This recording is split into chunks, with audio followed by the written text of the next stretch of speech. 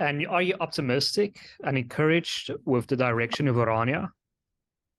Oh yes, I mean I've been visiting Orania since I was in primary school. So I've seen the town grow from, sure, I think it had 700 or 600 people living there when I first visited, or 800, somewhere there. And now it's already at 3,000. So I've seen the town develop from very small to what it is today, which is already a massive, massive upgrade. And from the start, I knew what they're trying there is going to work. I could see these are determined people with a plan, and they are motivated, they're principled, and they know what they want, and they know how they're going to get it. They are not just some idealists that are trying to create utopia. They are also, like Afriforum and Solidarity, working in the frank, candid world of reality. They don't mince words. They don't sell beautiful stories to people. They don't sell narratives to people. They sell solutions, and they sell solutions that they can show in reality. That's why Afriforum and Solidarity and the Orania movement get along so well, because we operate in the same world. We operate in the same physical world, in the solutions industry, if you will. Out of interest sake, what would be your opinion? I know you don't like political party politics, Mm. but out of interest sake, what do you think of Dr. Corné Mulder's opinion, for example, that you can fight for South Africa and for something like Western Cape independence, and to tie that to Afriforum, you can fight for self-determination and for a better South Africa. What do you think? It's not a question of either or. You can do both. Yeah. My view on that is very simple. You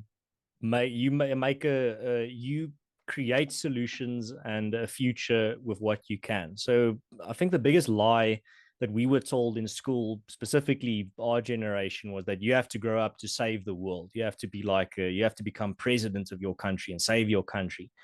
But that's not possible. That's not, again, not in the world of reality. You save what you can, even if that's just your household, if that's the only thing you can save.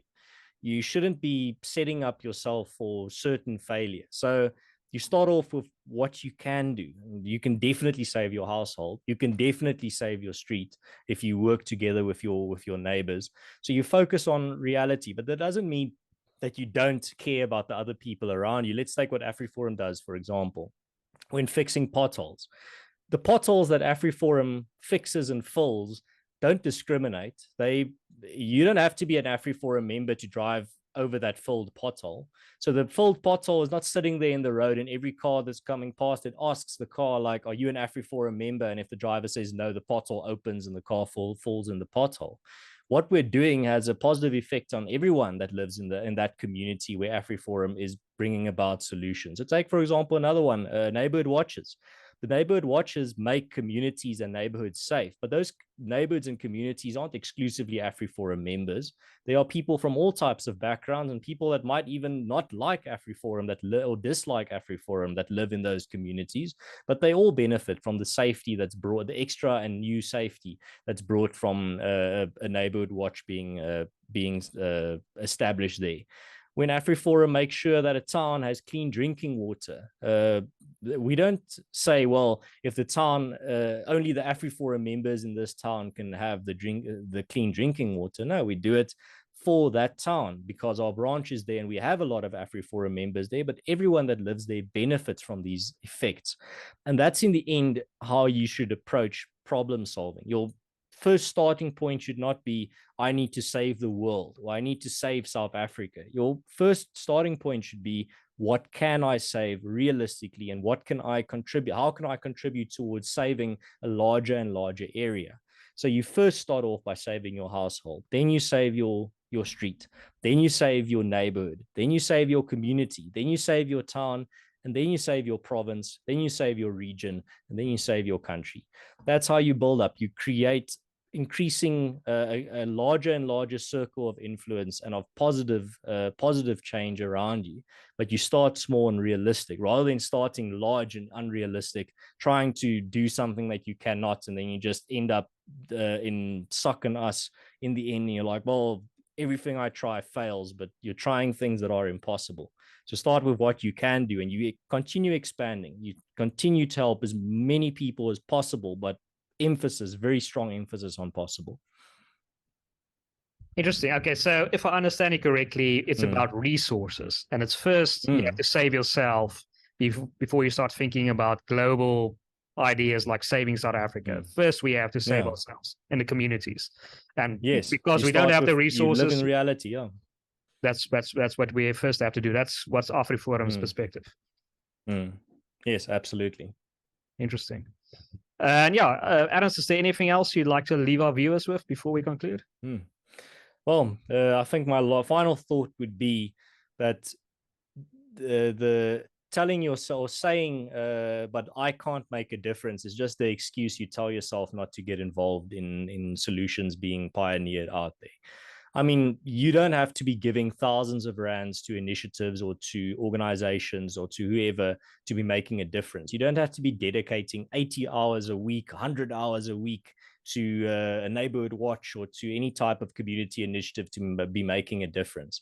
If you donate 50 rand to a community-based organization or initiative, you're already doing more than most people around you.